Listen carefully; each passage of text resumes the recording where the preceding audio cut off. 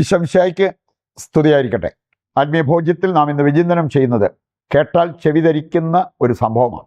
ഒരപ്പൻ്റെ മോഹം തീർക്കാൻ എത്തിയത് സ്വന്തം മകൾ.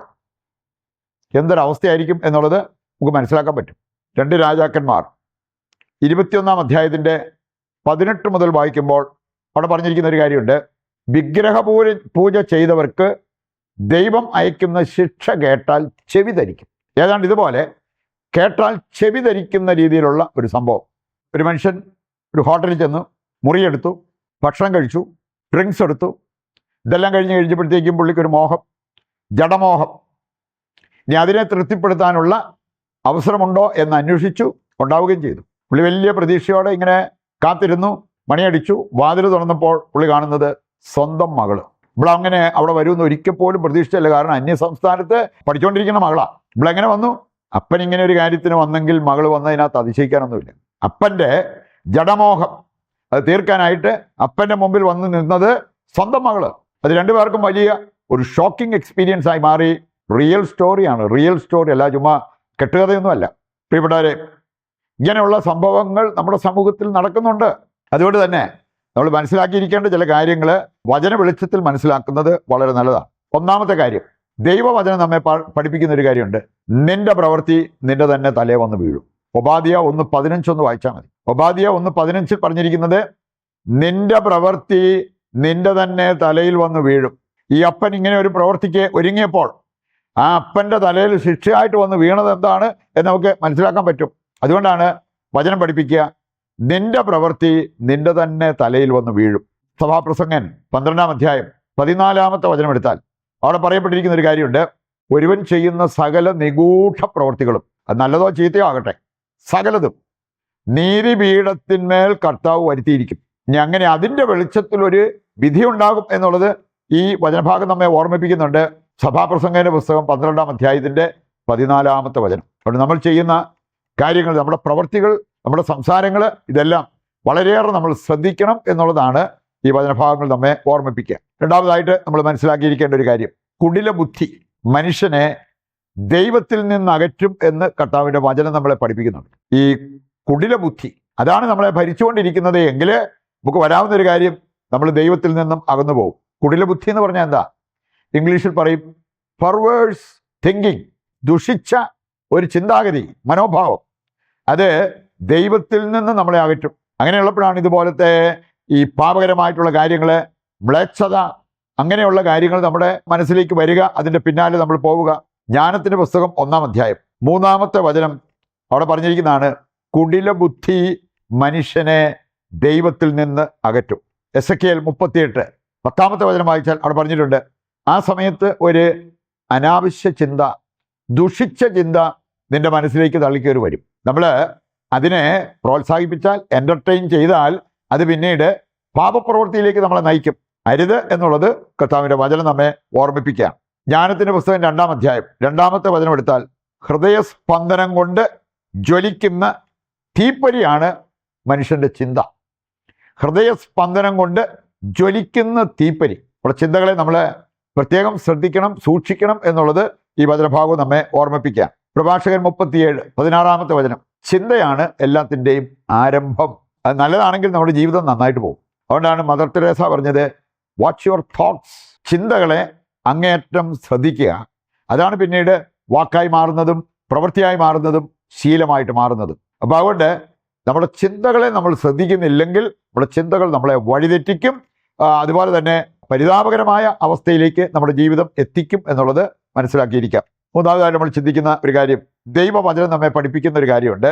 പാപത്തിന് നാം ഉപയോഗിക്കുന്ന അതേ വസ്തുവിൽ നാം ശിക്ഷിക്കപ്പെടും. പാപത്തിന് നാം ഉപയോഗിക്കുന്ന അതേ വസ്തുവിൽ. എന്നൊക്കെയാണ് അപ്പനും മകളും. അപ്പൻ ഏത് പാപത്തിലേക്കാണ് പോയത്, അതേ പാപത്തിലേക്ക് വരുന്ന നടന്നെടുക്കുന്ന മകളെ കാണാൻ പറ്റും. ജ്ഞാനത്തിൻ്റെ പുസ്തകം 11 അധ്യായം 16 വചനം നമ്മെ ഓർമ്മിപ്പിക്കുന്ന ഒരു കാര്യമുണ്ട്. ജ്ഞാനം 11:16, പാപം ചെയ്യാൻ നീ ഉപയോഗിച്ച അതേ വസ്തു കൊണ്ട് ശിക്ഷിക്കപ്പെടും എന്ന് നീ അറിഞ്ഞുകൊള്ളുക. ഇതിൽ പറഞ്ഞിരിക്കുകയാണ്, അതുകൊണ്ടാണ് കർത്താവ് ചില തിര്യക്കുകൾ നിങ്ങളുടെ ജീവിതത്തിലേക്ക് അയച്ചത്. പാപം ചെയ്ത അതേ വസ്തുവിൽ ശിക്ഷ കിട്ടി. തിര്യക്കെന്ന് പറഞ്ഞാൽ ഡംബ് ക്രീച്ചേഴ്സ്.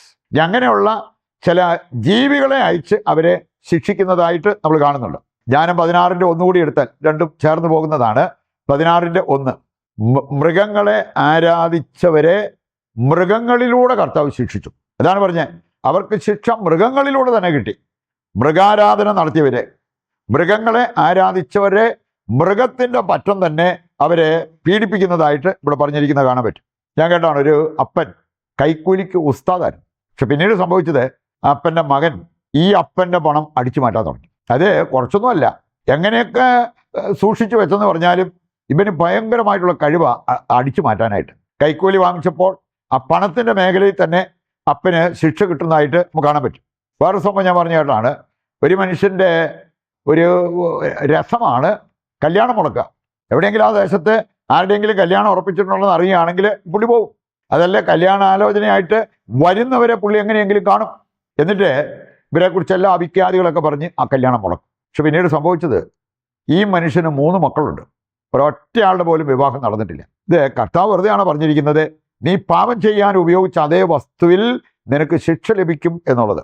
അവസാനമായിട്ട് നമ്മൾ ചിന്തിക്കുന്ന ഒരു കാര്യം, പാപത്തിൻ്റെ സ്വാധീന ശക്തി വചനം കൃത്യമായിട്ട് നമ്മളെ ഓർമ്മിപ്പിക്കുന്നുണ്ട്. ഏതെല്ലാം മേഖലയിൽ നമ്മൾ ചെയ്യുന്ന പാപത്തിന് ശക്തിയുണ്ട്, സ്വാധീനമുണ്ട്, നിന്റെ മേൽ തന്നെ അതിന് സ്വാധീനമുണ്ട്. റോമ 2:10 വായിച്ചാൽ, പാപം ചെയ്യുന്ന ഏതൊരു വ്യക്തിക്കും ക്ലേശങ്ങളും ദുരിതങ്ങളും ഉണ്ടാകും. രണ്ടാമതായിട്ട് നമ്മൾ കാണുന്നുണ്ട്, അന്യരുടെ മേൽ ഇതിനൊരു സ്വാധീനം ഉണ്ടാകും. എൻ്റെ പാപം മറ്റുള്ളവരുടെ മേലും സ്വാധീനം ചെലുത്തും. ജോഷുവ 7-ാം അധ്യായം വായിച്ചാൽ, ആഖാന്റെ പാപം ആഖാന്റെ കുടുംബത്തിൻ്റെ മേലും വന്ന് പതിക്കുന്നത് നമുക്ക് കാണാൻ പറ്റും. 1 രാജാക്കന്മാർ 14-ാം അധ്യായം വായിച്ചാൽ, ജെറൊബോവാമിൻ്റെ പാപം മൂലം ജെറൊബോവാമും അവൻ്റെ കുടുംബവും കത്തിച്ചാരമാകുന്ന ഒരു രംഗം, അങ്ങനെ ഒരു പണിഷ്മെന്റ് കർത്താവ് പ്രഖ്യാപിക്കുന്നത് അവിടെ കാണാൻ പറ്റും. തലമുറയ്ക്ക് ഇതിൻ്റെ സ്വാധീനം ഉണ്ടാകാം. പുറപ്പാട് 20-5 നമ്മൾ വായിക്കുന്ന 4 മുതൽ മുമ്പോട്ട് വായിക്കുമ്പോൾ അവിടെ പറഞ്ഞിട്ടുണ്ട്, 3ഉം 4ഉം തലമുറ വരെ നിന്റെ പാപത്തിന് ഞാൻ നിന്നെ ശിക്ഷിക്കും എന്നുള്ളത്. ജനതയുടെ മേൽ ഈ പാപത്തിൻ്റെ സ്വാധീനം ഉണ്ടാകാം. ഒരു ജനതയ്ക്ക് മുഴുവൻ അങ്ങനെ ഒരു സ്വാധീനം ഉണ്ടാകാം. ജോഷുവ 7-ാം അധ്യായം അതിൻ്റെ 11-12 വചനങ്ങൾ വായിച്ചാൽ അവിടെ പറഞ്ഞിട്ടുണ്ട്, ആഖാന്റെ പാപം മൂലം അവിടെ സംഭവിച്ചത് ഇസ്രായേൽക്കാർക്ക് ഒരു പരാജയം ഉണ്ടായി. ഒരു ജനത മുഴുവൻ തോറ്റോടുന്ന ഒരു രംഗം അവിടെ നമുക്ക് കാണാൻ പറ്റും. ഇത്ര വ്യാപകമായിട്ടുള്ള സ്വാധീനമാണ് പാപത്തിന് ഉള്ളത് എന്ന് മനസ്സിലാക്കിക്കൊണ്ട് നമുക്ക് തെറ്റുതിരുത്താൻ തീരുമാനമെടുക്കാം, പാപം വർജിക്കാൻ തീരുമാനമെടുക്കാം. അതിനുവേണ്ട കൃപയ്ക്കായി പ്രതിഷ്ഠാ ജപത്തിൽ പങ്കുചേർന്ന് പ്രാർത്ഥിക്കുകയും ചെയ്യാം. ദൈവത്തിൻ്റെ വചനം ശ്രവിച്ച നമുക്ക് ആ വചന നിറവിൽ നമ്മുടെ എല്ലാ ആവശ്യങ്ങളെയും ഇതിൻ്റെ എല്ലാ പ്രാർത്ഥനാ നിയോഗങ്ങളെയും കർത്താവിൻ്റെ കരങ്ങളിൽ സമർപ്പിച്ച് ദിവ്യകാരുണ്യത്തിൻ്റെ ആശീർവാദം നമുക്ക് സ്വീകരിക്കാം. യേശുവേ നന്ദി, യേശുവേ സ്തുതി, ഹല്ലേലൂയ, യേശുവേ ആരാധന, യേശുവേ നന്ദി.